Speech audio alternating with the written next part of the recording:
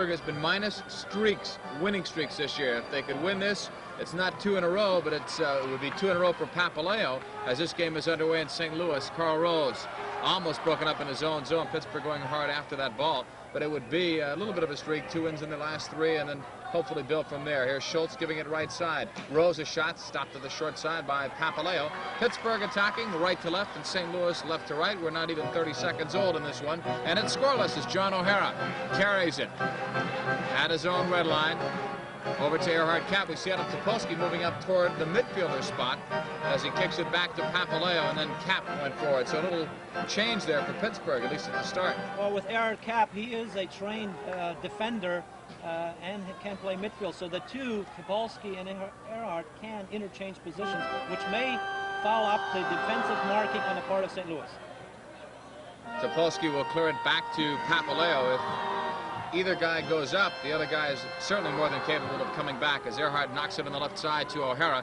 Johnny trying to get around his man, but Tim Walters is there.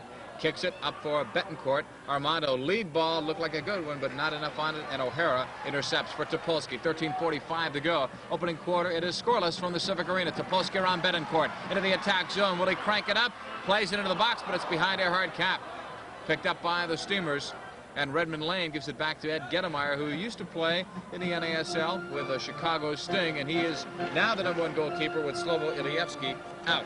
It's a good move forward on the part of Topolsky, beating Betancourt and then getting into the attack, outnumbering the St. Louis defenders. And of course, that's what you want to create a numerical advantage, have a good, clear shot on goal. New unit on for Pittsburgh. Hagen out there with Paul Child and Bobby Vossmeyer to see if they can create something. It is scoreless from the Civic Arena in Pittsburgh. McKenzie is now on with O'Hara, but they'll make a change as soon as Kevin Marr can come over the boards and as soon as John O'Hara can get out.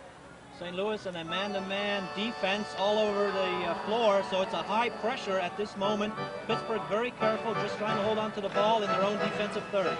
Ball knocked up on the right wing side.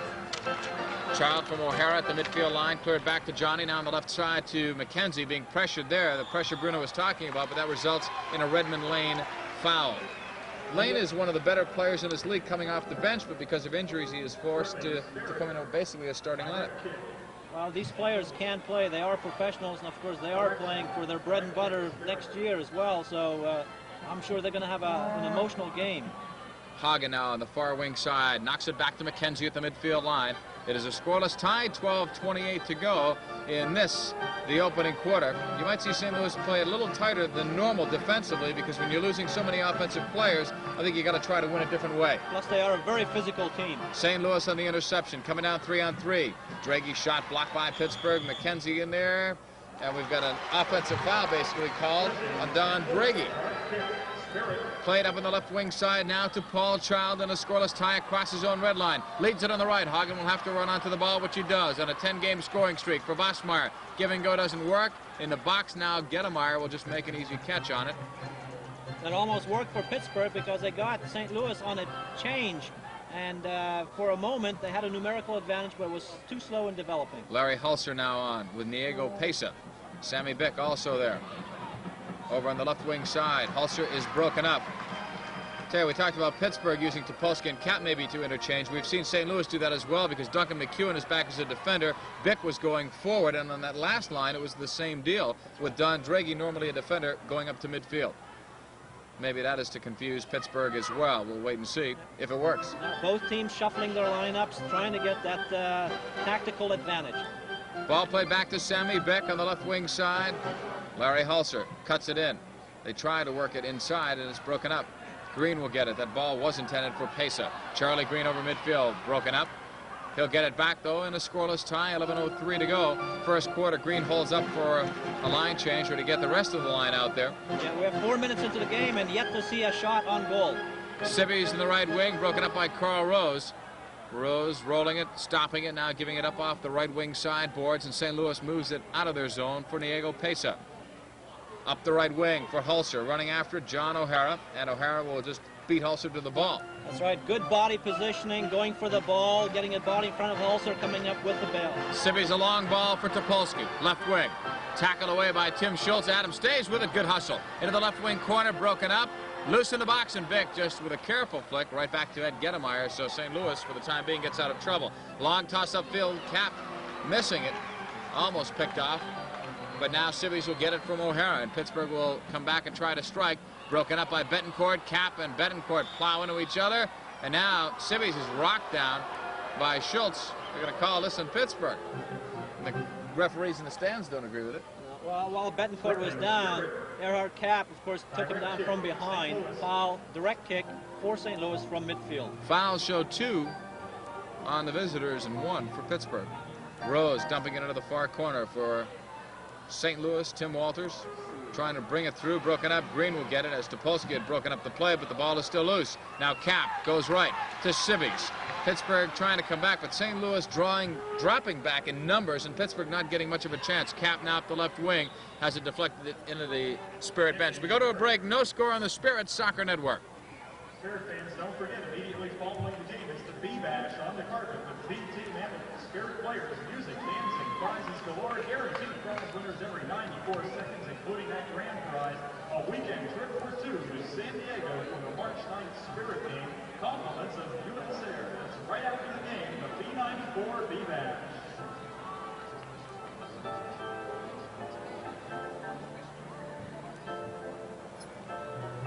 Welcome back to the Civic Arena in Pittsburgh. I'm John Paul Della Camera. The Spirit, nothing. St. Louis Steamers, nothing. Pittsburgh really needs to win this game. They're going on a 4-game road swing after this. So this is important as Hagen gives it up in the left. Vosmeyer knocking it off the boards. Gettemeyer punched it out as Paul Cha was attempting to head it home. In the corner now, Hagen a shot right on, and Gettemeyer makes his best save. Pittsburgh putting the pressure on. Hagen has it knocked away. McKenzie forcing it to stay in the zone. Cacciatore over there, runs away with it. 3-on-3. Up the left wing side, Cacciatore slowed down by McKenzie. Nice delaying there on the part of Mack. It's sent back to Ken McDonald, older brother of former Spirit defender Tommy McDonald. Now Draghi all the way into the box on the pass, and Cacciatore shoots.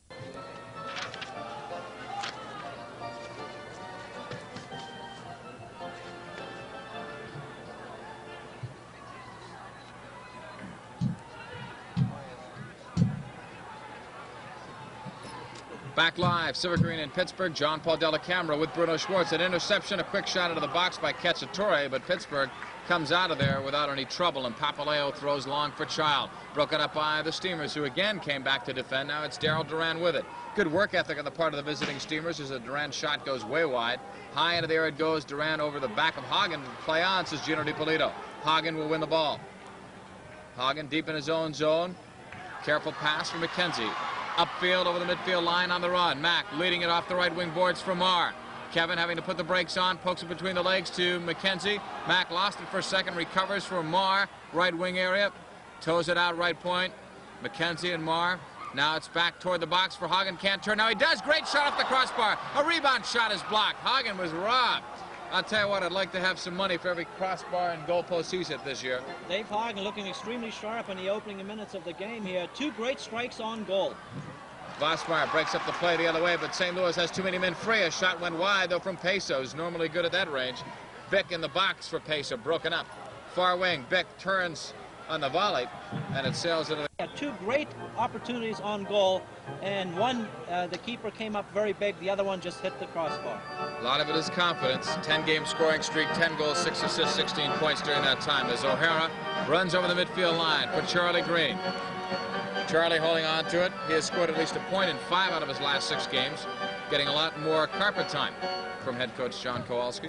Cap now to O'Hara. Shot stopped by Gettemeyer. Johnny got some good speed on that ball. Now Gettemeyer with a long toss upfield. It's 2-on-2 as Cap hustled back. On the right wing side, Timmy Walters battling in traffic. O'Hara, good recovery to come back and get into the play. He had been upfield. Johnny feeds for Sibbies at the Spirit line. Right back to Charlie Green. Good way to stretch things out and use the entire width of the field. Now Green has it, knocks it back to Cap. And Erhard Cap read that well, too. Johnny O'Hara getting an attack on the shot, and Cap immediately went back to be the other defender. That, of course, is what Pittsburgh has been lacking of late, and that came up very big for Pittsburgh here. John O'Hara with it in the neutral zone. It's not been a good night for the offense, but I think it's mostly because of what both teams are doing defensively, not to give the offense much chance to get going. Carl Rose now heading it upfield. Off the near wing boards deep into the Spirit zone. O'Hara to the right side for Topolsky. 6:39 to go. First quarter, and it's scoreless from Pittsburgh. I think both teams show a great deal of respect for each other, and they're saying, don't give up the goal. Don't give up the play. Good concentrated defense first. Be patient, and perhaps we can create something in time. Papaleo to Cap, now to John O'Hara. Right wing wanted Topolsky a bit too high. In fact, 2 rows high. Well, there again, out of play. It's high pressure on the part of St. Louis. That is picking up Pittsburgh defenders in Pittsburgh's own defensive third. Pittsburgh have to play 1-touch and 2-touch, and many times under pressure. Very difficult. Ball went in the stands. It didn't miss by much. It was a good idea. If Adam had gotten that off the glass, he had a little room on that side. It was a good way for John O'Hara to reverse it and send it to the opposite side of the field. Plus, it can, of course, backfire too. So if you lose the ball in the old defensive third, it's a numerical advantage for the opponent. And it's the opponent with the ball, St. Louis, in a scoreless tie, dumping it into the left wing corner for Betancourt. Vossmeyer is there to play it back to Papaleo.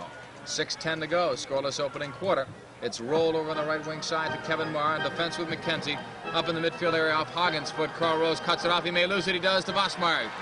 Bobby, outside of the box, plays it in the corner. He gets it back, shot it wide and high. He wanted Charles, and then I don't know whether he played that purposely off the boards back to himself or not, or whether it was just the momentum coming right back to him, but he almost walked in. I think John Kowalski would like the Spirit to play off the boards a little bit more, because there's that great pressure by St. Louis. Maybe you can create something that way. St. Louis, among all teams in the MISL, may use the boards better than anyone. And they've been that kind of a team ever since their inception. They've used a lot of American players, a lot of St. Louis players, and a lot of the work is heavy and muscle work in the corners. And they've used those boards quite a bit. Even the ex-teamers and other teams, you see Petcher still does that a lot with Kansas City. That's right. They're noted for their high work rate. On the free kick, Rose had it knocked down by Papaleo. Up the left wing comes Hagen. Child trying to run some interference for him as Hagen reverses it on the right side to Marr. Kevin off the boards, may get his own ball. He hustles after it into the attack zone, but St. Louis breaks it up. They could come back. Only a bad communication. They'll still get it up to Betancourt. Cutting right with McKenzie. Getting by, a shot, score off Papaleo's hand and to the far post. So it looked like a busted play for St. Louis, but it turns into a goal. Well, Papaleo that came out, and Betancourt very cleverly lifted the ball over the shoulder. St. Louis came back, and it looked like they had slightly a numerical advantage. I think it was 4-on-3. Then it changed because it was basically Betancourt and 2 Spirit players coming back, and as you mentioned, he made a nice move to the outside to get there. McKenzie did the very direct player, which forced McKenzie to make the tackle, which he did, but he missed out on it. Betancourt went around, took the shot, goal. It was basically 4-on-3 from the neutral zone, but then it changed quickly. Here's an easy shot by Duran, and Papaleo saves it. This could be something for Pittsburgh. Sibbies moving it upfield, leads it well. Topolsky looking, but he shot it right at Gettemeyer. Plus a weak shot, no problem for Gettemeyer. Just scooped it up like a second baseman, rolled it out to his defenders, and St. Louis is on the attack. Armando Betancourt, the goal from Sammy Bick. Betancourt's goal, it is his 11th of the season. Back the other way, a Papaleo save on Sammy Bick. St. Louis putting some pressure on now, and confidence has picked up. You know, that first goal has picked them up as McDonald takes it in the right wing. Plus the marking for Pittsburgh is much looser now. The defense is a little bit disorganized. I think, again, the lack of confidence or the pressure on the part of St. Louis has caused Pittsburgh to panic a little bit. And I don't think Pittsburgh wants to open it up now. Ball played well. McDonald, nobody closing. It's shot wide, though. And now Sibbies will pick it up. 1-0, St. Louis leading it, 4:13 to go, first quarter. Charlie Green stopping it. Knocking it back to John O'Hara. Right side, Adam Topolsky. Adam carries it into the attack zone, into the box, headed out by Beck. Topolsky after it. Missing it to Pesa, or losing it to Pesa. But now Sibbies and Green work on it to get it back from Pittsburgh. Knocked back to John O'Hara. Inside his own zone. Being chased back, plays it up to Topolsky in a little bit of space. Adam over the midfield line. Up for Green with his back to goal, try to flick it for Adam. And now it's kicked back to Gettemeyer. 3 minutes, 35 seconds to go. Opening quarter, the toss upfield on the left for McDonald. Reversing it to Timmy Walters. McKenzie on Walters on the right wing boards. Walters coming back out. Pushing it to McEwen. Now to Don Draghi. Towards the box, but O'Hara heads it out for McKenzie. Near side boards for Hagen, double team, gives it to Vossmeyer in the middle. Bobby holding that ball, gives it up in the near side boards to Dave Hagen. Hagen over the midfield line. His team down by a goal, 1-0. Betancourt from Bick at 9:47. Now it's Marr on the left wing side. Ball played to Hagen. Hagen takes a player on in the corner, but he's broken up. Don Draghi, who leads this club in block shots with 54. Now up the right wing side come the Steamers. It's 3-on-2 as Hulser breaks in on the right wing side. Hulser plays into the box and McKenzie takes it away. Up the right wing for Hagen in the transition, but St. Louis coming back in numbers, but Hagen with a great run towards the box. Took the shot and Carl Rose smothered that. Luckily he closed down on it because Hagen got those Jets going.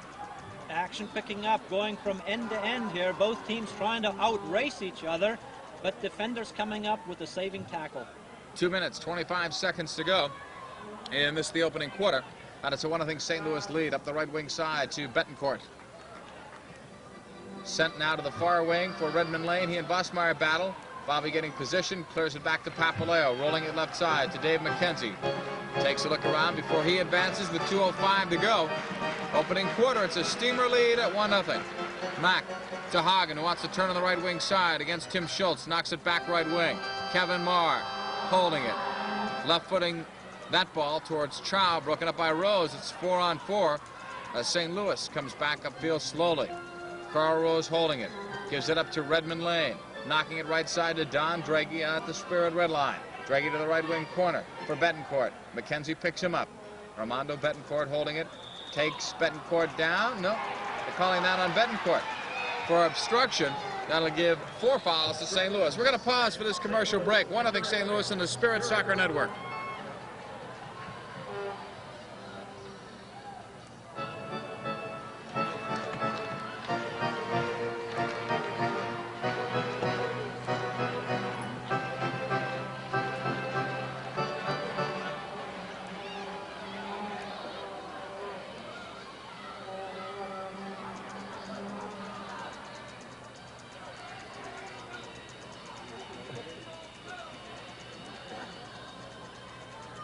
Back live, Sammy Bick with a pass broken up by Kevin Marr outside of the box. Pittsburgh 2-on-1 as Marr hits McKenzie with Child against Rose. The pass behind Child and Rose cuts it off.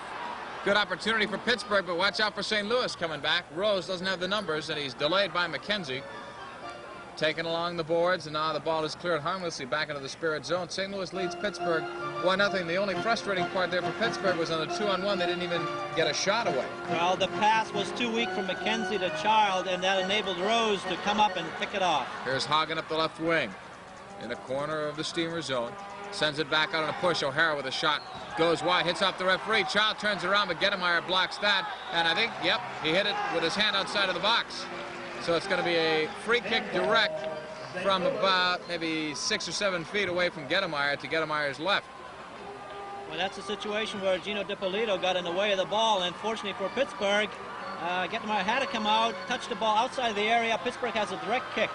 Hagen playing to the far post. Vosmeyer plays into the box for Child, cut out by Darryl Duran, and he clears it. No panic for St. Louis. They move it out. 15 seconds left in the quarter. 1-0 Steamers leading at Papaleo field for Child. Lets it go. He wanted Topolsky to get it. Up Gettemeyer, and it's going toward goal. He kicked it out. It was going off the back of Kenny McDonald. Here's Hagen. He's tripped up. No penalty, just a foul. 2 seconds to go. Gettemeyer tried to kick the ball out. It hit off a defender. Kenny McDonald was going back into the goal. I couldn't get the words out fast enough. And then Gettemeyer with a sliding tackle to clear the ball off the line. Yeah, that ball was bouncing all the way with good reaction. Cap to Topolsky. That shot up into the crowd. The horn sounds anyway.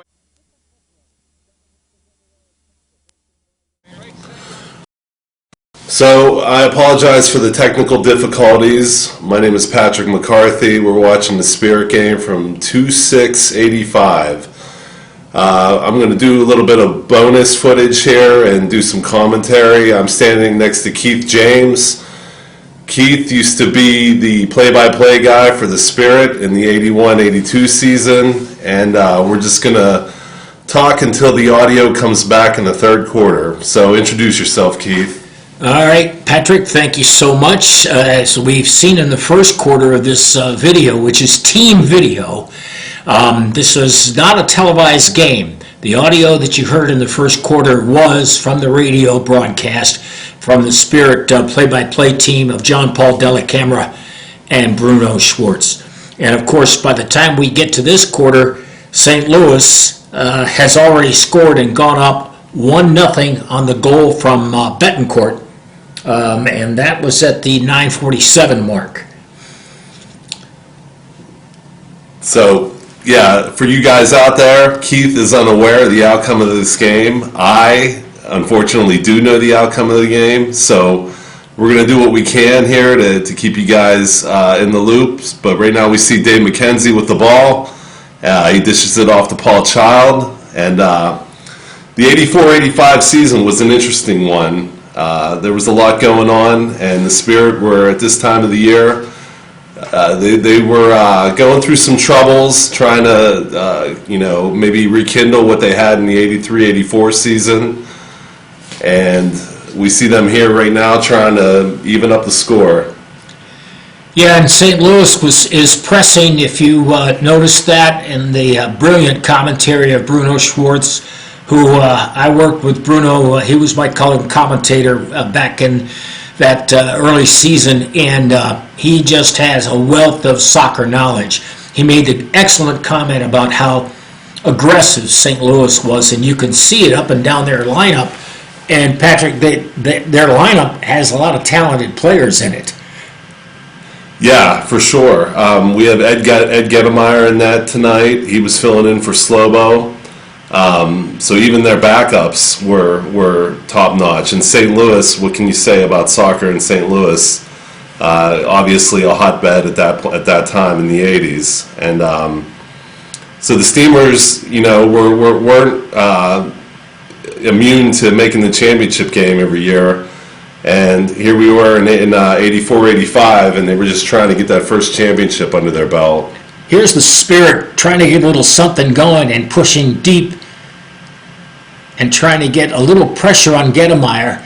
But again, the St. Louis attack, their defense was very strong, quickly on the ball. Gino Depolito, legendary official in the MISL since day one, making the call.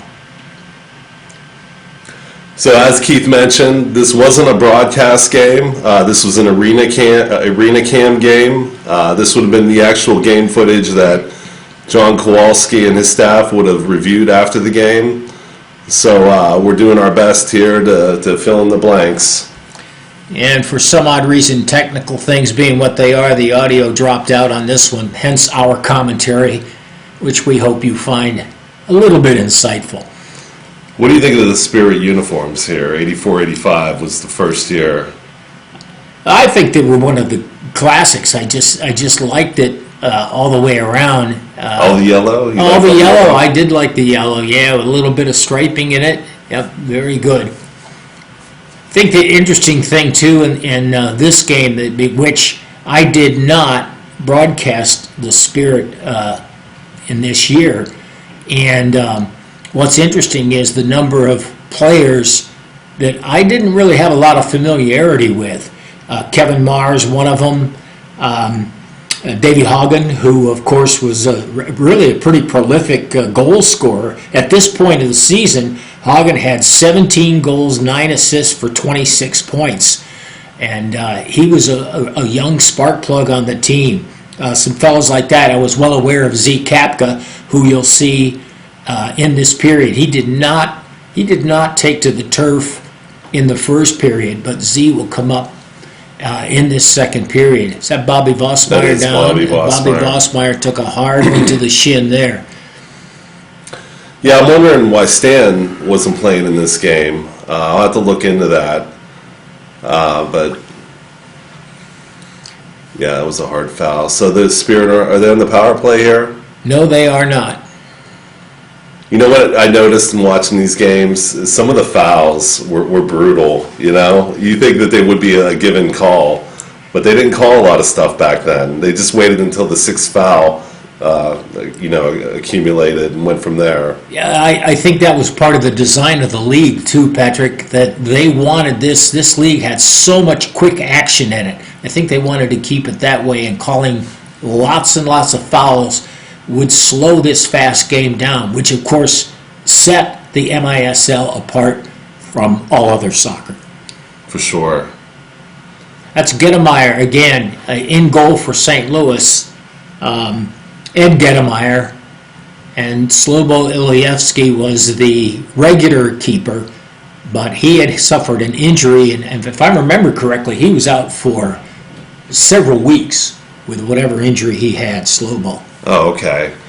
Yeah, one thing watching the game from this distance, it's hard to pinpoint who's who, but let's see right where we're at right now. Okay, so that's, I think it was Davey Hagen, I'm not sure. But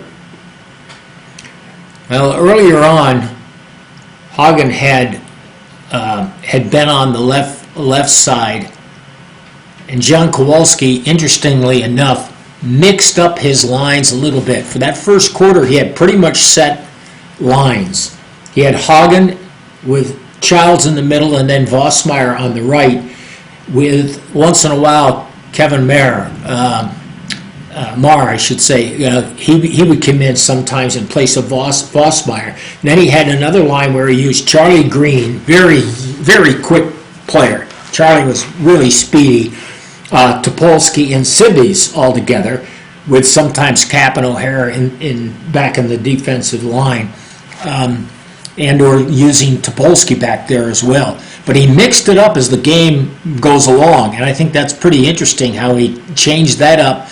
And it might have been to counter, you look how tight St. Louis plays, it might have been to counter them, Patrick. okay, did you just see that foul? Or it wasn't even a foul. It was not a foul. It was all ball, but Daryl Duran, he went down pretty hard there. See, he goes down again. There's another one. Might have been a little payback, as the case may be. So where we are on fouls, there we go. That's the sixth foul on the Spirit, which means a 2-minute power play for St. Louis. 6:54. So that, I spoke to some MISL guys, and they weren't in favor of the whole 6 foul thing. I can remember being in the stands and looking up at that little scoreboard. Yep. And I kind of liked it at the time, but, I don't know, I'm on the fence about it. I think I'm 50-50 as well. The number that was more important to almost any Spirit fan, though, was the number 7, because that was the Chile goal. Oh, yeah. So the 6 foul was one thing, but they didn't get a lot of emotion out of the crowd. Can you imagine working at Wendy's and then, people pull up with a ticket and expect a bowl of chili? Yep, they loved it. It was a wonderful promotion, that's Yeah. for sure. That and hot legs. I talked about this one other time before. The Spirit and the Penguins also had the chili goal, but the Spirit were more likely to score 7 goals a game instead of the Penguins, for sure. Well, the Penguins got the Chile goal from the Spirit. So, Okay. Oh yeah. It all started because of how high scoring some of these games could get. Now, obviously, as we say that, this game sits at 1-0 with St. Louis on top, but it can get explosive, and I am certain we'll see more goals in this game as this video rolls along. So, all right, so St. Louis is still in the power play, and good shot there on Joe Papaleo. Joe Papaleo at this point was not having a great season. He was 2-6 on his record, but he was starting to come into his own and improve a lot the more he got to play. But it was challenging because the Spirit, as you mentioned earlier, Patrick, the Spirit, this was a different season for them. They were, at this point of the season, they were about a 400 club, 450, somewhere through there in their record. And Peter Mavlik was their best keeper at this point. There's a great save by Papaleo. Yeah. That was right on his doorstep as well. So But I think a lot of it had to do with Mavlik had the goals against average of under 5. Joe Papaleo at this point was about 6.5 or just under 6.5. But he was improving every chance he had an opportunity. So there's Charlie Green with a shot. Out of all the guys, who do you think was the fastest on the 84, 85? Charlie Green would have to be up there. Right? Charlie Green was very quick, and although he's on the roster for the Spirit, but I don't think we see him in this game, is George Tiger also. Right. Both of them kind of long and lanky, but really just quick to accelerate. That was my viewpoint of those guys. And of course, I had also done play-by-play for the Cleveland Force team when Charlie Green was on the Cleveland Force. And that would have been the year previous to this, I think. That would have been previous to this, yes. Oh, we got a quick goal there. Who got that one? That looks like Sam Bick, maybe? Okay, so it's 2-0 now, Spirit, or I'm sorry, Steamers. Up 2-0. All right, so here we go. We got to regroup here.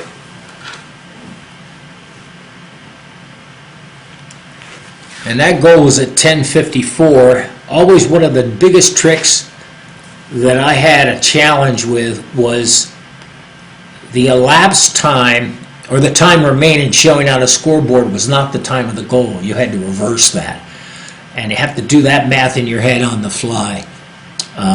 Always a challenge for me. I learned a technique from the legendary Penguin play-by-play guy, Mike Lang, and that helped me a little bit. He was a wonderful guy and a great, great, great broadcaster. Mike enjoyed this game, too, and had done some soccer as well. Mike Lang actually did some Washington Diplomats games. Yes, he did. Yes, Right. he did, yeah. Now, again, St. Louis putting the pressure on. Spirit they just seem to have a little bit of difficulty controlling the ball enough to string together 2 or 3 passes to put the pressure in the St. Louis end. Yeah, they're just having a lack of scoring here. If you think about it, we're almost at halftime, and I don't even know what the shot count is, but it can't be many. So to have 0 tallies up on the board in an MISL game, that's a testament to St. Louis as well. No question. Their defense was very strong. Now, talk about strong, a guy up front who can really help you out is Paul Child, who percentage-wise, from shots to goals, was the leading percentage scorer for the Spirit at this point.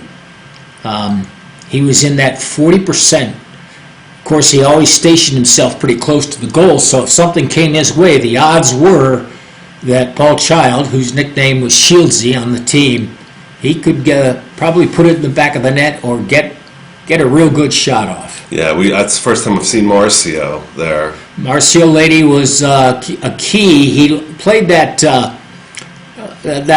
top of the arch position a lot and would look to feed it off, and he had a good left foot, which you almost saw there. For sure. So these fouls got to be racking up here for St. Louis. Last time we saw they had 2, so I'm curious where they're going to be on that 6th foul. But okay, so we got a free kick going for the St. Louis Steamers. I see Paul out there, right there. So he's you can tell he's chomping at the bit to get some shots on net here. Now you can see a little bit of ball movement there. The other thing was, and I think this was part of coaching strategy of John Kowalski, who really is a tremendous student of the game in all facets, but he liked for the Spirit to use the boards, particularly shooting off net and looking for that rebound. I think John was a big proponent of that. And of course, that was one of the magical parts of the indoor game, that you could use the boards like that. For sure. And, they got away from using the boards later on and throughout the years. So, for whatever reason, the MISL frowned upon that, which, when I heard that, it just baffled me. Using the boards is one of the things that made the sport great. It's certainly... And you can see it here with this play. Look, there's an angle there against the boards, off the boards right there. Right. And again, that's one of those plays. If you know your own, that's home turf advantage. If you know your boards a little bit better, then you know how to play the angles a little sharper. Yeah, the ball will come off the boards different in certain arenas, for sure. Is that Sibby's? No, that is not. David Haugen? That's Davey Haugen. Yeah. Yep. All right, so free kick. And all right, so See, St. Louis quickly closed. They closed 3 defenders on the ball very quickly. So they not only cut down a shot, but you cut down passing lanes as well. boy, that was tailor made for Adam Topolsky there. I'm not sure if that was him or not, but okay. So where are we at? Okay, so we're at the end of the second quarter right now, going into halftime.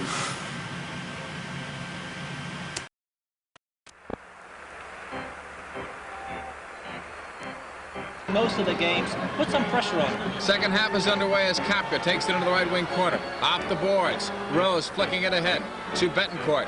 We'll see how St. Louis plays with his 2-0 lead here in the second half. If they get even more cautious on the right wing side, Tim Schultz has it. Here comes an overlapping run that we see up here, but I'm not sure down there as Walters comes through, stopped by Papaleo. That was a great run by Walters, coming from his defensive third, creating a numerical advantage, 3-on-2, and of course Joe Papaleo came up with the save, but that was a great imaginative play on the part of St. Louis. Yeah, I could feel your body going up as he started his run, but we're up high, it's easier to see that. Well, he made a great run from his own defensive third to attacking third, creating that, and that's what Pittsburgh needs. And I think the defenders of Pittsburgh are a little bit hesitant to go forward, and maybe because they get caught on a counterattack the other way then, so they're starting to slow it down. They may be the keys to this game coming forward. That's right. As St. Louis. For Pittsburgh, should they get it. St. Louis playing extremely well, though. Topolsky sending it off the boards on the set piece. O'Hara trying to generate something to the near boards for Kapka. Pittsburgh attacking right to left this quarter. Played back out to O'Hara in the neutral zone, cutting it off the near boards for Kapka. Broken up. Z working hard at it, sends it back to O'Hara. Johnny will make the smart play back to Papaleo. St. Louis, man-to-man, basically full carpet pressure. That, of course, allows Joe Papaleo to come across the red line and make the distribution. And that could be another key factor in this one, too. How Joe can get his team up forward as O'Hara strikes it hard into the right wing area. Topolsky, the turnaround shot. Got not enough on it. Now Vosmeyer knocking in the head. Sibbies by the penalty arc. The shot blocked by Rose. St. Louis doing a great job of closing on the Spirit shooters. And now we've got a foul on the Steamers. They seem to be, when they give you a little too much room, they're still able to come in there and stop you. They seem to anticipate when you're ready to shoot. And Pittsburgh not disguising their passes and not disguising their shots. There's no imagination. Vosmeyer looking for Sibbies. Rose rejects that. Along the far boards, Cacciatore with Vosmeyer. Bobby, nice job to try and win the ball. It's tackled now finally off Cacciatore, and O'Hara has to chase it into the neutral zone, plays it back to Papaleo. Joe being chased by Redmond Lane, coughs it up the middle. Cacciatore to Lane with Papaleo backing up. A Lane shot, he scores! And it's 3-0 St. Louis. And that one, Joe will blame on himself. That's right. And again, that high pressure paying off for St. Louis. As they play at midfield, Redmond Lane saw the opportunity, took it, blasted it to the... Was ever ready for that? Well, it was the high pressure that will do it to you. You know, you're trying to get rid of the ball, and of course the technique may not be there. And St. Louis just taking advantage of the opportunity. Draghi will kick it back now to Gettemeyer. For Redmond Lane, that is his 12th goal of the season. Cacciatore was the guy who intercepted it. He gets the assist. In the neutral zone, now Pittsburgh may open it up. So we'll see what happens the rest of the way. It is a 2-1 foul situation, St. Louis with 2, Pittsburgh with 1. But on the scoreboard, where it really counts, is 3-0 Steamers leading it. Off the far wing boards, it's deflected. We've got a foul on St. Louis. Quitland play. Off the near wing side area to Dave Hagen. And now back for Joe Papaleo. The important thing for Pittsburgh here is not to panic. I mean, 3-0, you know, it's not an insurmountable lead, and there's a lot of time left just to start playing ball again and look for that first goal, not for that third goal. Get the first goal first, and then just chip away. Ball is cleared back to Papaleo. I tell you, the better St. Louis plays, and with the bigger this lead is, this would be even more impressive if Pittsburgh can come back and win it as a character builder, as Papaleo clears it upfield off the boards for Hagen. To the near side, kept in by Cap. Hagen has it tackled away. David will go back after it. About 50 feet from goal, left wing side. Strikes it to the right point for McKenzie. Mack slides it to Kevin Marsh, 60 feet from goal at the left wing area. Kevin trying to take it in deep. Foul by Pesa in St. Louis. Not taking some very smart fouls here. That's 4. And this game is just a few minutes old. 11:35 to go, third quarter. 3-0, Steamers are leading it. Cap in the box, deflected wide off Hagen's foot to the far wing side. Marr will keep it in, but the Steamers will get it back. St. Louis, lead ball, Pesa behind the defense. Papaleo coming out, tackles it away. That saved the goal. Kevin Marr with it. The danger of playing it wide open is you forget somebody's back there, and Pesa was behind, and now a foul on Ken McDonald, and that's 5 on St. Louis. That could have been an advantage situation for Pittsburgh. Papaleo saved the goal the other way, though, when Pittsburgh got caught. That's the danger of being down by 3. You try to go forward maybe too strongly, and you leave yourself vulnerable at the back. And right now, the last thing Pittsburgh can afford to do is give up goals to a team playing so well defensively. You still want to go forward. You must get on the board, but you must do it intelligently. Long one up for Child, who heads it to the left side for Hagen. Pittsburgh will try and draw, I would think, a foul in St. Louis, maybe with some one-on-one. Hagen in the corner with Hulser, trying to get his way through. McDonald in there, blasting it back off the boards. McKenzie keeping it alive.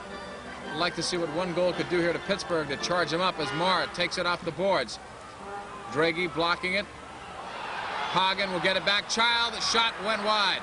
Loose ball and now cleared out. That's a shame. Child just didn't get all of it. Had he powdered that, it could have been in. That's a 6th foul as Draghi, in heading the ball, knocked Hagen down.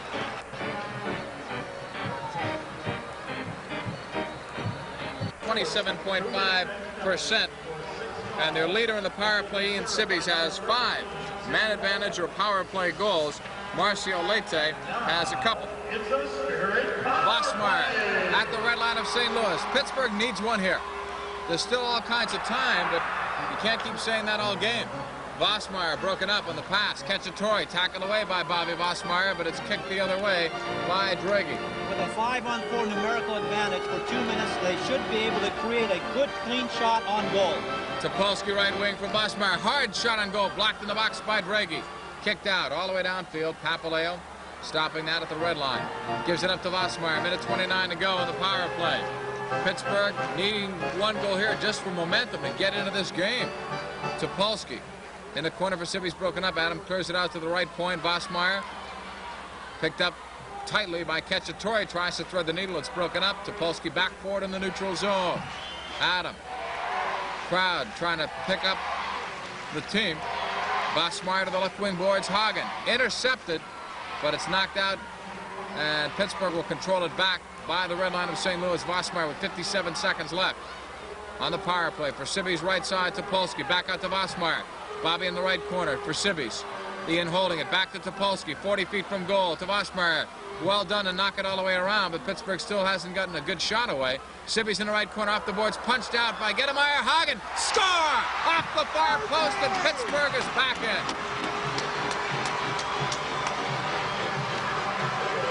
Great touch passing, one touch by Pittsburgh.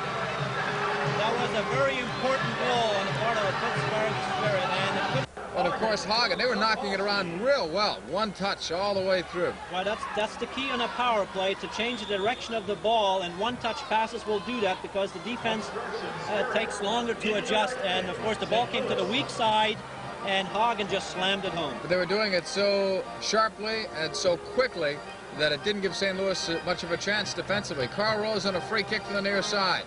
Played to the far post. Durant cranks it too high. Rose settling it down. Kicked away by Topolsky. Now to Vossmeyer. Up for Sibbies.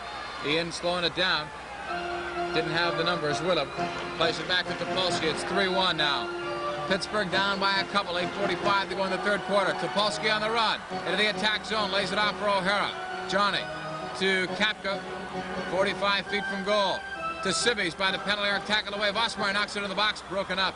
And immediately cleared. You see the change in the attitude of the Pittsburgh Spirit. They're just much more enthusiastic, much more confident now in their ability to hold the ball and create something. And for that reason, it's very important that they do not give one up here, because that could take that momentum right away. Well, deflate you immediately, and you're back from square one. Ball played back to Papaleo, 8:12 to go. Third quarter, 3-1, Spirit down by a couple. Topolsky gives it right side. Kapka cutting to the inside on Rose, but Rose with a good recovery. Kicks it back to Gettemeyer. We've got a pushing foul at the end of that on Kapka. But again, good imagination there by the Big Z, who really tried something. All right, so we're back here. The audio dropped back off here, so we're going to do what we can to fill in the blanks. So Keith's going to recap the scoring. And in the first quarter, St. Louis got on the board first. Betancourt scored from Bick. And that was it. The Spirit got a handful of shots off, but no great opportunities in the first quarter. In the second quarter, it was St. Louis again.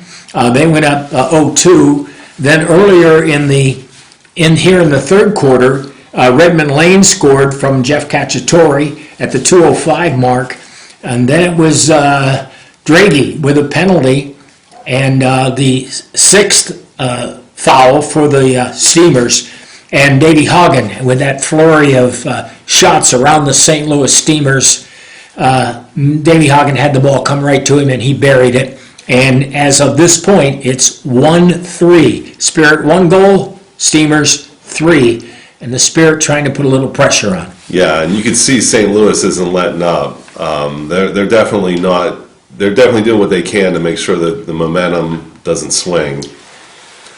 One of the advantages that I always thought was a hallmark of John Kowalski's coaching, he wanted players who were fit and could go the entire time.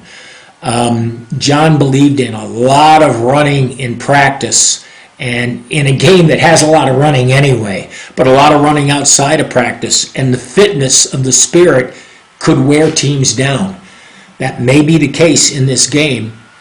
Not saying that the Steamers aren't fit, right? But at the same token, if you have a little bit of advantage there, and then you have quick players like a Charlie Green, someone who's quick overall, maybe not as fast, but like an Ian Sibbies, those kind of guys, Patrick. Right. Man, they'll lend a lot. You can see that in the play. And Kevin Marr, he just looks like a gazelle out there. Yes, very quick young fella. So when I noticed Paul Child was camped out in front of the goal.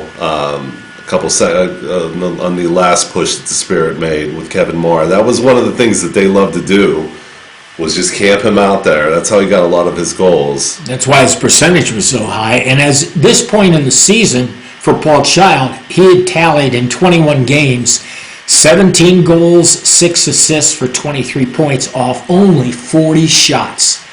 So what he was taking when it came to his foot, it was a pretty good chance it was headed towards the net. Yeah, Papaleo took a hit there, but back to action here. So Gedemeyer's got the ball. You know, one thing I noticed different in the indoor game now compared to then, the goalies didn't come up that far. You watch the indoor game now, the goalies are an integral part in the attack. If the goalies went over the center line, it was like, cause for concern. Now it's just part of the norm. But so one quick note, I read in the newspaper following this game that when the team was in the locker room for halftime, there was a quote where Chris Wright, the general manager, had gone up to John Kowalski and asked him, "Are we this bad?" And so the Spirit were baffled here at why they couldn't produce and get some goals. But here we go. We got Papaleo coming up, and this is about as far as they went. And then usually what they did was they dumped the ball in the corner.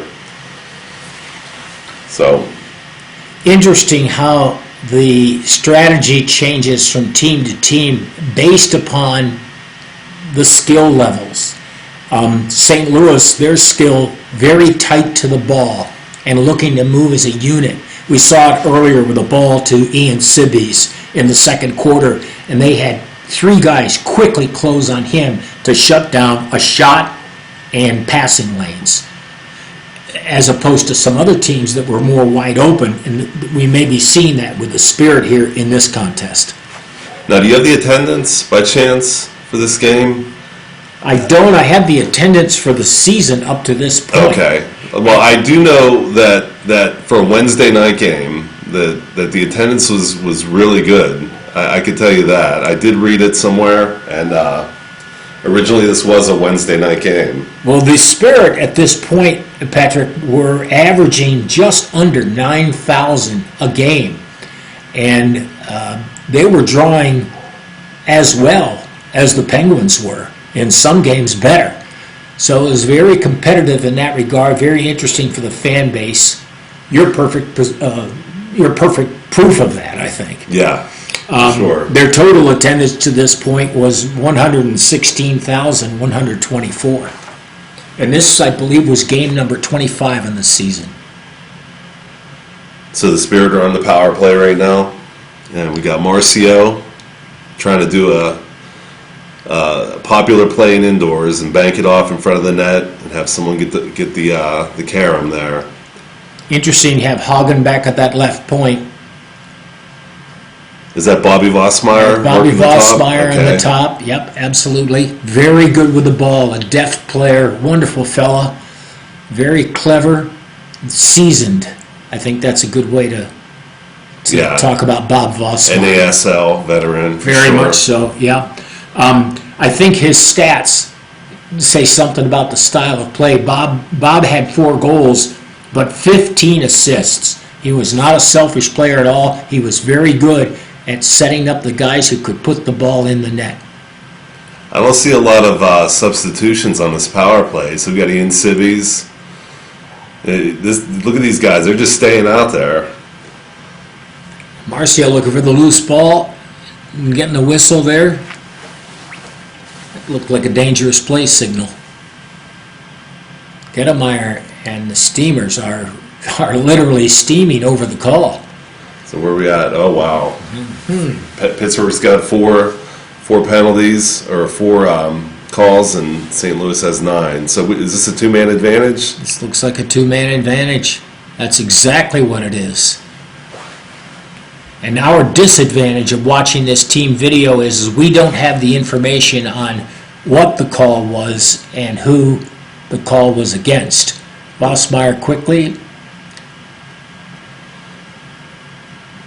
Interesting formation there with Sibbies trying to stand in front of Gettemeyer. Wow. Look at this advantage. Wow. St. Louis with a hard shot. A good scoring opportunity. Wow. Wow. Now, a quick break back here could give the Spirit the advantage. St. Louis recovers. Again, it's 5-on-3.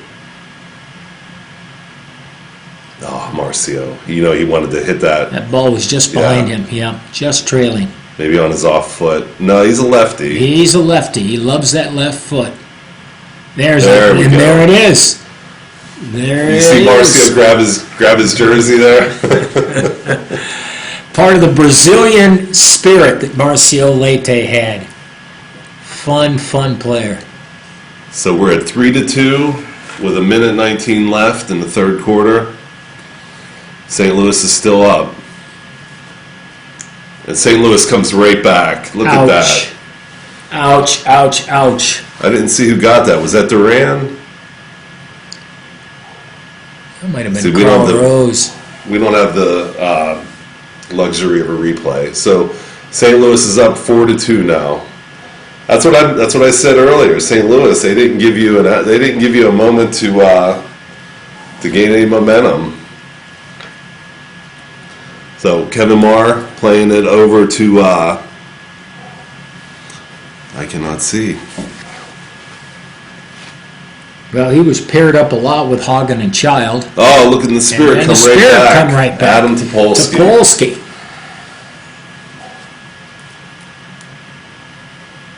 Adam Topolsky with his 5th goal of the season.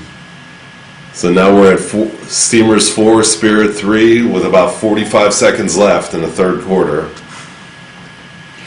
Interesting to note, too, that's the first Spirit goal of this game that was not a power play goal. So they finally got a little regular offense going. So Carl Rose, you see his play there. In the Spirit, you can tell the crowd are getting into it, and well, you can't tell, but I can tell you for sure that they were. Again, we're near the end of the third quarter of play. So John Kowalski has to like what he sees here. His team comes back and makes it a game. So we're at the end of the third quarter.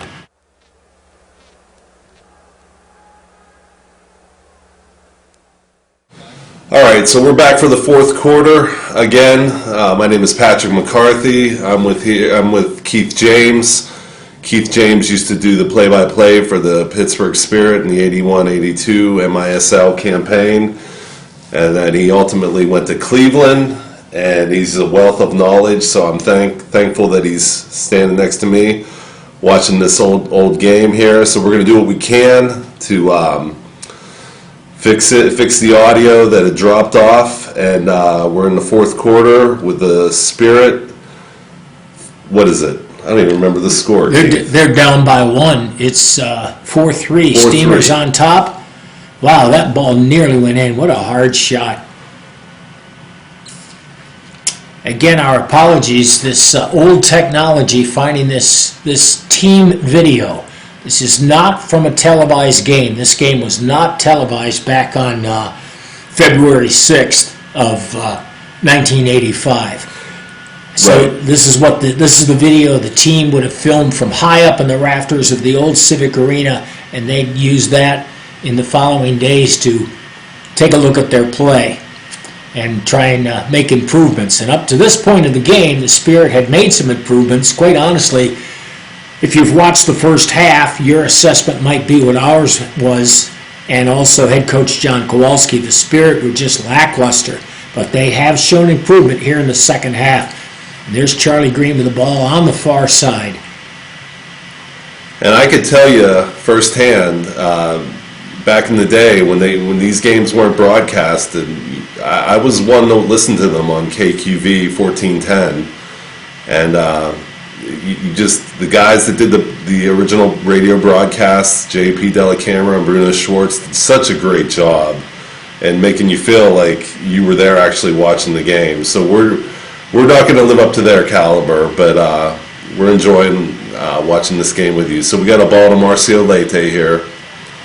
And Marcio scored a power play goal in the third quarter to bring the Spirit within 1. St. Louis answered right back, literally within a handful of seconds later, went up by 2, and then with the first non-power play goal, Adam Topolsky scored to make it a 3-4 game. That's where we are now as Charlie Green fights along the near-hand side.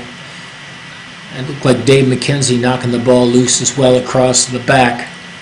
It was interesting, too, the defensive pairings. Probably the best defensive pairing that the Spirit had, Patrick, was Dave McKenzie and John O'Hara. And, of course, Dave McKenzie from the original Pittsburgh Spirit, the only Spirit player to play with the team every season of their existence. Right. But as a defensive pair, it's like they knew where each other, how they were going to play, where the other guy was. They were an excellent defensive combination. Right, and Mac, as far as he knows the game, he knew the game, and that translated into a coaching career after he was finished playing. So we got Vossmeyer coming out, bringing the ball out, and if you're John Kowalski right now, what do you think you're telling the Spirit? Just keep doing what you're doing. We're making progress. I think that's the thing, is for them earlier on, they didn't seem to have ball control. They didn't seem to have a lot of connective passes. Again, John eats, sleeps, and breathes the game, even to this day. St. Louis with is that Cacciatore, I think, with a hard shot. But he was very good at dealing with the players and helping them make the adjustments they needed to make. And earlier on, it didn't seem like there were a lot of connective passes. Now it looks like there's a lot more of that. Right. So we're about a few minutes into the fourth quarter, and to recap the score, the St. Louis Steamers are at 4 and the Pittsburgh Spirit at 3.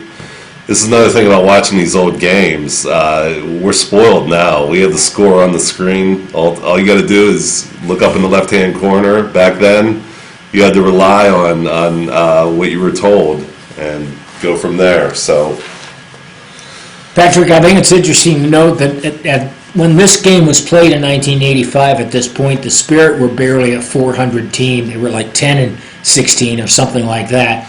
But ahead of them in the Eastern Division was the Minnesota team, then St. Louis, then Cleveland, Chicago, and the Baltimore Blast, which was a nemesis and a big rival of the Spirit. That was the standings. The Spirit were just in front of the New York Cosmos. And the Cosmos, of course, once upon a time, when the MISL started, it was they called them the Arrows. They adopted the Cosmos later on, but they were just the Arrows. No one was going to beat them. They were crushers earlier on in the MISL, and that completely turned around. right. And I think we had 12 teams in the MISL at that point. And the Cosmos didn't finish the 84-85 season. They ended up ceasing operations about 3/4 of the way through the season. So that's an interesting little tidbit there. Spirit looking for the pressure from St. Louis. That's Joe Papaleo with a fantastic save. Acrobatic was a good way for me to describe Joe Papaleo back then. Young man had great athletic ability, and he was a pretty good-sized fella. Now you want some size in your goaltender, but I wouldn't say Joe was huge, but very athletic for a guy of his size. Very vocal. You could be sitting in the crowd. he definitely got his directions out to the guys for sure. He was a general back there.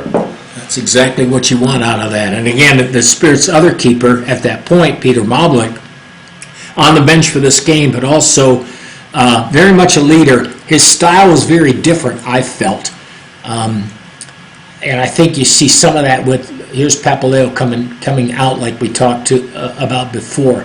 I don't think Moblik would do as much of that, but he was really skillful with his feet and laying the ball out as well. So we got the Steamers here. Where were the Steamers at? Did you mention where they were at in the standings? They were coming into this game. They were fourth. Oh, okay. They were behind Chicago, Cleveland, and at the top of the Eastern Division was the Baltimore Blast. Okay. Now in the Western Division, the standings at this point of the season. Oh, there's another great save.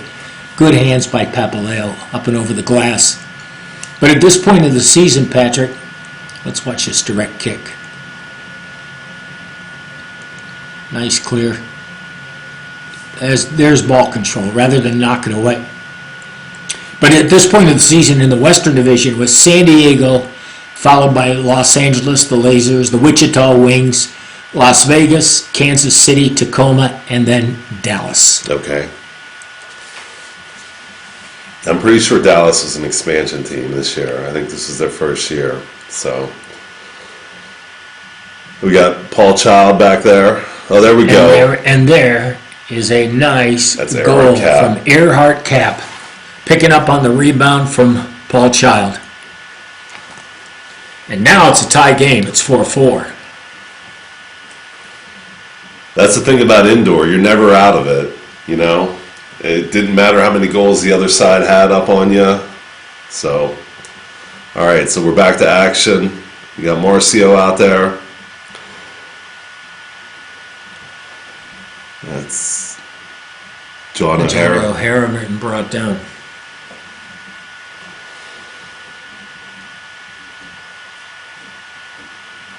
So again, a game-tying goal off the Paul Child shot. Earhart Cap there to put it away, and it's a whole different deal now. And the Spirit, again, those connective passes, allowing them to put a little more pressure on in the St. Louis end. You just, if you're the Spirit here, you got to be thinking we can't let them get another goal back like they did the last time. You know, St. Louis was so good at counter-punching. Well, they had goal scorers as well. They had guys.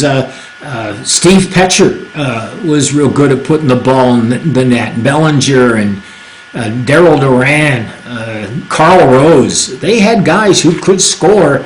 Cacciatore was also really strong, and they were an offensive threat and really defensively strong, a very well-balanced team.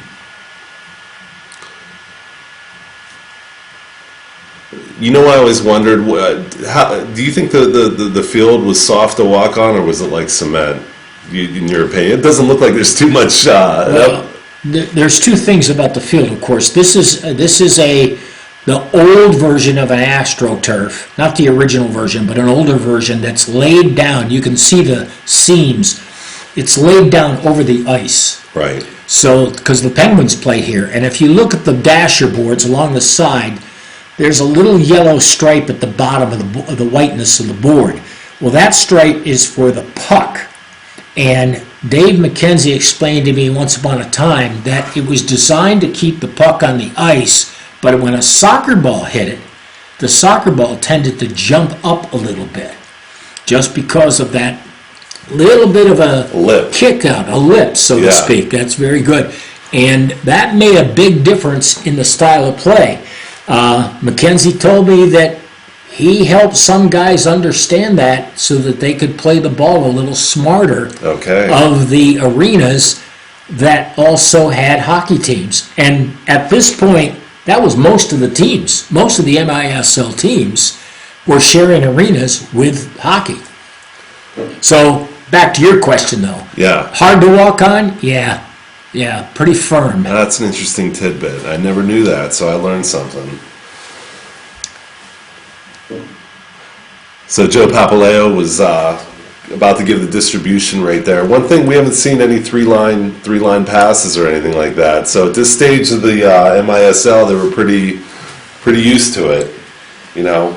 Yeah, I can recall that in the early years of the league, that rule was violated frequently in the early games because the players weren't used to it.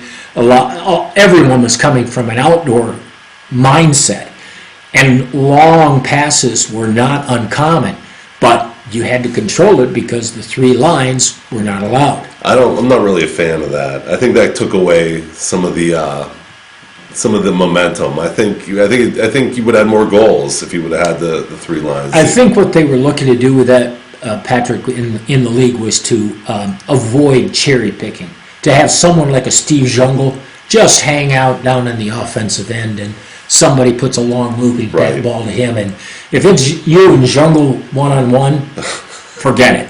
Yeah. I mean, certain guys, Stan Terlecki would be another one. Stan was just magical with the ball. Of course, he would shoot a lot, but he had his percentage would go in because his shot was also very hard.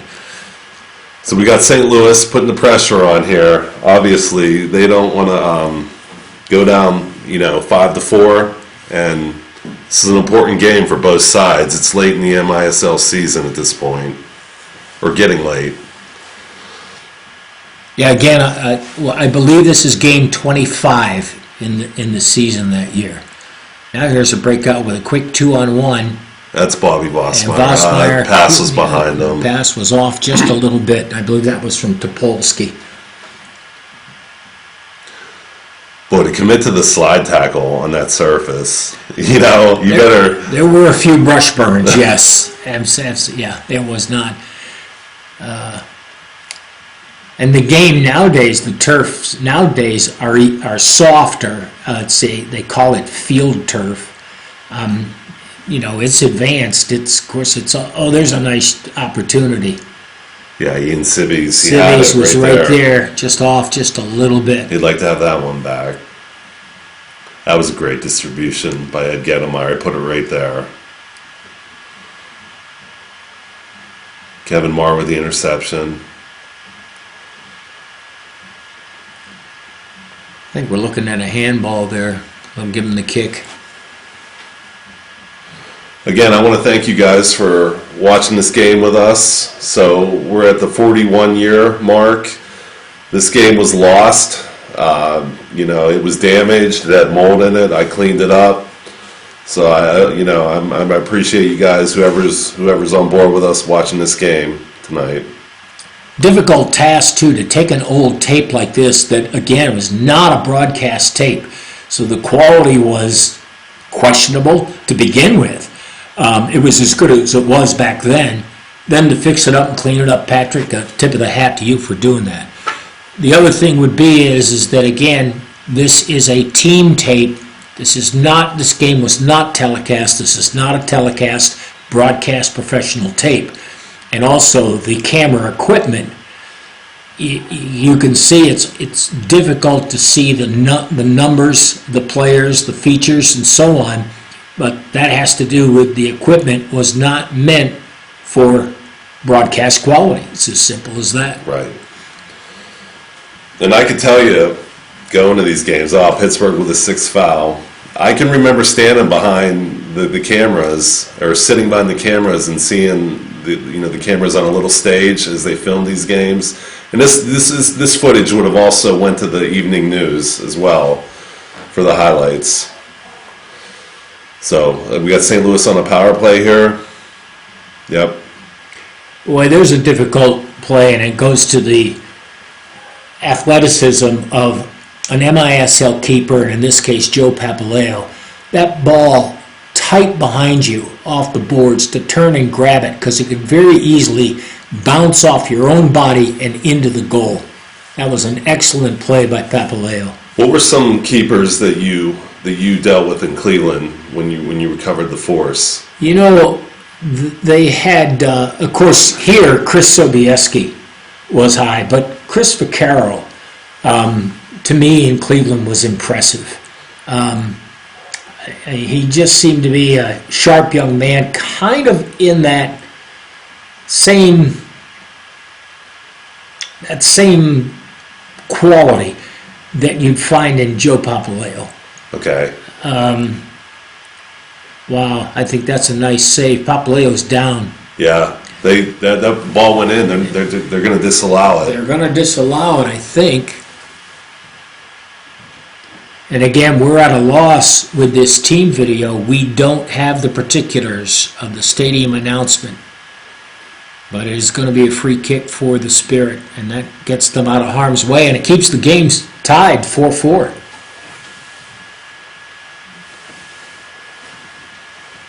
All right, so who do we got here now? It's got to be getting late in the 4th quarter, I imagine. And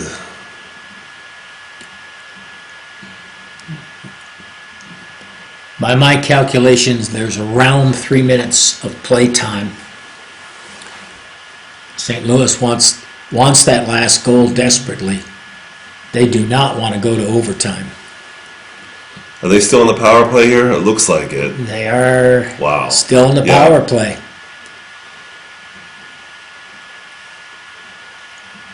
And we got a call here on the Spirit. I also think it's interesting when you look at who Kowalski wants to put out in that 4-man box on a power play. And now we're at even strength. There we go.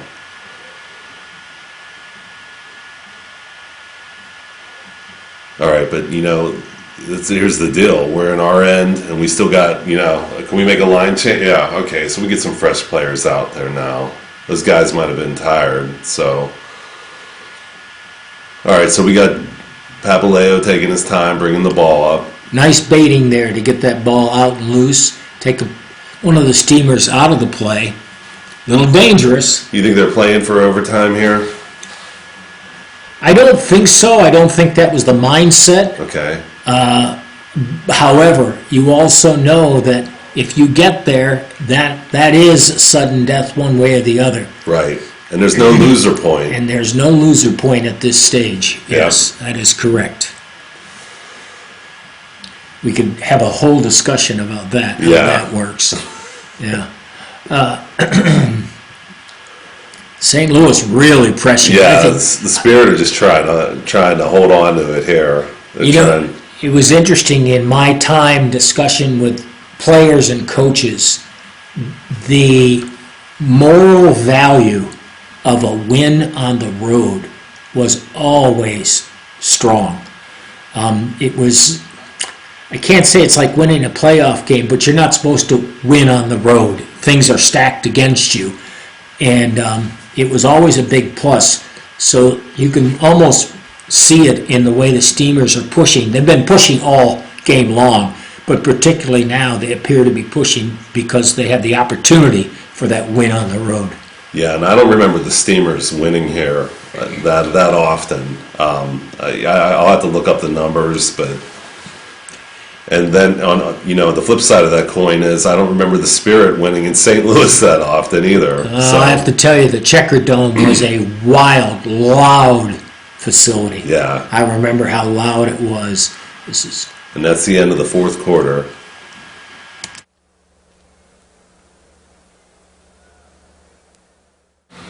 All right, overtime. Here we go. Pittsburgh Spirit and the St. Louis Steamers. It's 4-4. Let's see who takes this one tonight. Well, the Stars come out to shine sometimes in overtime. This game has been that way. Both teams playing well. The Spirit's playing better of late. St. Louis strong early. Sometimes you want to just put these things away quickly, catch a team off guard. So we got Dave McKenzie coming up. Oh, he had it on his left foot. You know he wants that one back. There's pressure. St. Louis needs to pull it out. Again, looking for the road win. There'll be closer marking now as well. Things tighten up. You wonder if the refs put their... Did they tend to put their whistles away in overtime in indoor soccer like they do maybe in hockey? I don't recall that, Patrick. Okay. Again, there's a big complaint about that in hockey. I don't recall it as much in the MISL. Right, so St. Louis here, they're trying to regroup. Maybe put together a set play. That's how tight it is. There's a good example of the tight marking. You get people tripping, falling, maybe a little diving there. We see Gino Dippolito making the most out of a call, getting that dramatic stance in place. Short wall up front. It looks like Bobby Vossmeyer. Back to the point for the Steamers. I believe that's Cacciatore in the corner. He just missed. Wow. Good header. Good forward header. A little more control. Again, Spirit with excellent control. Up that left wing. Now settle it down. Look for some help. Almost make it form a like a power play. There's a close one right up front. Guess who? Paul Child puts it away. The Stars come out at overtime, and that's one of them. Again, that big percentage scoring. Paul Child. What a game for the Spirit. John Kowalski had to be thrilled. And that does it. So I want to thank everybody for watching the game with us. Keith James. Patrick McCarthy, thank you. It was really fun and an honor to be here. Awesome.